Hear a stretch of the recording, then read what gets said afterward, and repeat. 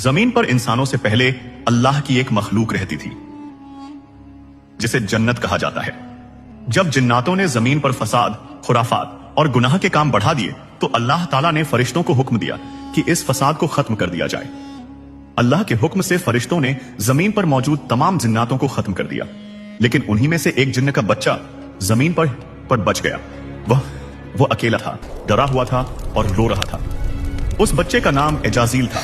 फरिश्तों ने उसका रोना सुना और अल्लाह की बारगाह में अर्ज किया, मौला, जिन्नात का एक बच्चा जमीन पर रो रहा है, आपका क्या हुक्म है? अल्लाह ताला ने फरिश्तों से फरमाया, इसे उठा लाओ और इसे तुम लोग तालीम दो। फरिश्ते एजाजील को उठाकर अर्श पर ले आए और उसे इल्म व तालीम देना शुरू किया। जल्द ही इल्म के मैदान में एजाजील फरिश्तों से भी आगे निकल गया। यह देखकर फरिश्ते फिर अल्लाह की बारगाह में हाजिर हुए और अर्ज किया, मौला, यह तो हम लोगों से भी ज्यादा इल्म वाला हो गया है। यह सुनकर अल्लाह ताला ने फरिश्तों से फरमाया, अगर ऐसी बात है तो तुम इससे तालीम हासिल करो।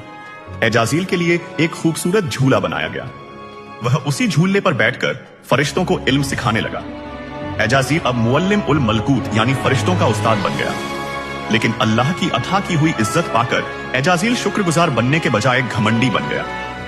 इसी दौरान अल्लाह ताला ने जमीन पर अपना खलीफा बनाने का फैसला किया। खलीफा अव्वल यानी हजरत आदम अलैहिस्सलाम को वजूद में लाने के बाद अल्लाह ने फरिश्तों के साथ साथ एजाजील को भी हजरत आदम को सजदा करने का हुक्म दिया। फरिश्तों ने अल्लाह का हुक्म मानते हुए हजरत आदम को सजदा कर लिया, लेकिन एजाजील अपने इल्म और इबादत के घमंड में बोला, मैं आग से बना हूं और आदम मिट्टी से बना है। यह कहकर उसने अल्लाह के हुक्म का इनकार कर दिया।